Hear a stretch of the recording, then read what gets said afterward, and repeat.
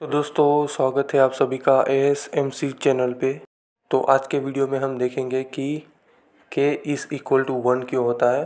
ये जो कांस्टेंट है वो फोर्स का कांस्टेंट है, तो इसकी वैल्यू 1 क्यों है वो आज के वीडियो में हम देखेंगे।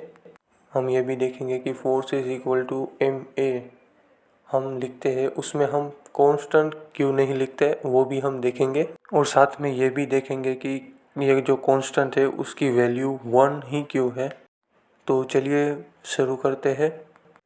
तो यहाँ पे जो फोर्स है उसको यहाँ पे प्रोपोर्शनलिटी में लिखा है। तो फोर्स जो है वो मास एंड एक्सेलरेशन के प्रोपोर्शनल होता है, मतलब कि जितना मास बढ़ेगा उतना ही एक्सेलरेशन बढ़ेगा और उतना ही फोर्स बढ़ेगा। आप सोचिए, अगर हम इसे इक्वालिटी साइन में लेते हैं तो यहाँ पे हमें एक कांस्टेंट इंट्रोड्यूस करना चाहिए या नहीं। ये समझने से पहले हम ये समझते हैं कि इक्वालिटी साइन का मतलब क्या है।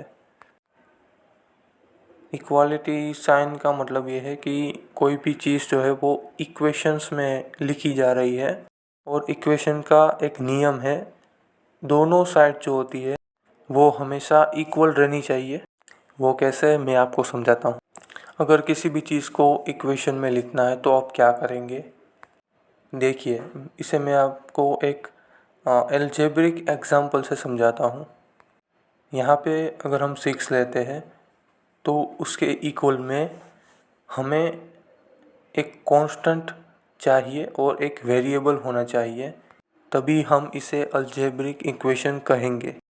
तो यहाँ पे कांस्टेंट तो 2 है पर x की वैल्यू जो है वो फिक्स नहीं होती, इसीलिए हम इसे वेरिएबल कहते हैं।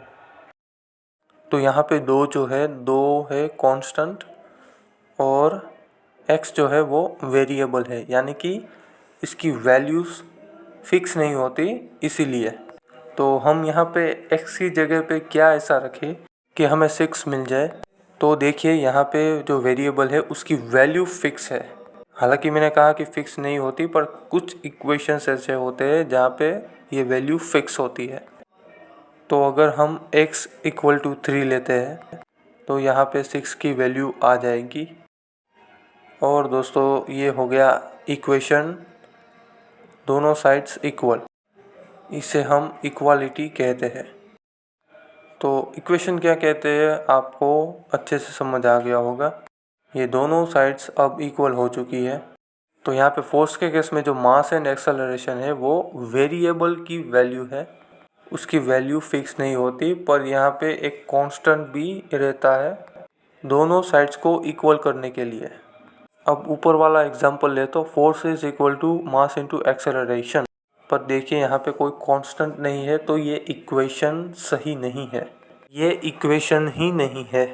इक्वेशन वो होता है जहाँ पे कांस्टेंट होता है। अगर कांस्टेंट नहीं है तो वहाँ पे इक्वेशन बैलेंस हो ही नहीं सकती। तो ये है कांस्टेंट का राज। कांस्टेंट इक्वेशंस में हमेशा लिया जाता है, उसके बिना इक्वेशंस बन ही नहीं सकती। यहाँ दोनों साइड्स इक्वल हो ही नहीं सकती। पर यहाँ पे कुछ इंटरेस्टिंग होता है। f इज़ इक्वल टू हम ma लिखते हैं, इसमें k की वैल्यू को हम 1 लेते हैं हमेशा।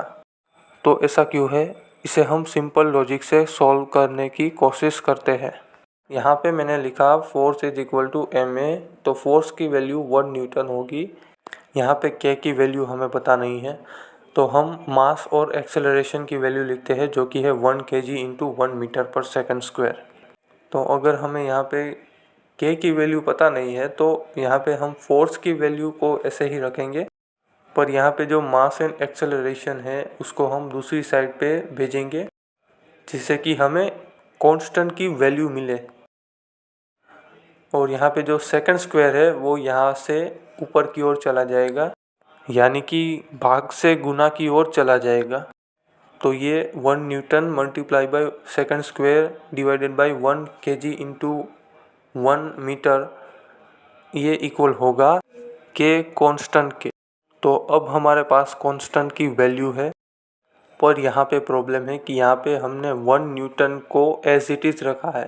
अगर हम 1 न्यूटन को 1 kg into metre per second square लिखे तो ये same 1 kg into 1 metre per second square होगा। तो यहाँ पे नीचे 1 kg into 1 metre into 1 second square हो जाएगा। आप देख सकते हैं कि नोमिनेटर और डिनोमिनेटर दोनों ही सेम है, दोनों की वैल्यू 1 है और दोनों के सेम यूनिट है। तो यहाँ पे k की वैल्यू होगी 1। क्योंकि यहाँ पे सब यूनिट जो है कैंसल आउट हो जाएंगे और जो 1 की वैल्यू है वो एज इट इज़ रहेगी 1। तो लीजिए k की वैल्यू जो है 1 है। अगर किसी को नहीं समझ आया तो देखिए एक एग्जांपल से समझते हैं। अगर हम 1 डिवाइडेड बाय 1 ले तो उसकी वैल्यू हमें बताए कि 1 ही होगी। पर अगर हम इसे यूनिट में लिखें तो अगर यहाँ पे सेम यूनिट है डिनोमिनेटर और नोमिनेटर में तो उसकी भी वैल्यू 1 होगी, क्योंकि यहाँ पे यूनिट्स जो है कैंसल आउट हो जाएंगे। तो यहाँ पे होगा 1 divided by 1 is equal to 1। तो उम्मीद है दोस्तों आपको ये वीडियो पसंद आया। Thank you very much for watching and please like and subscribe and share.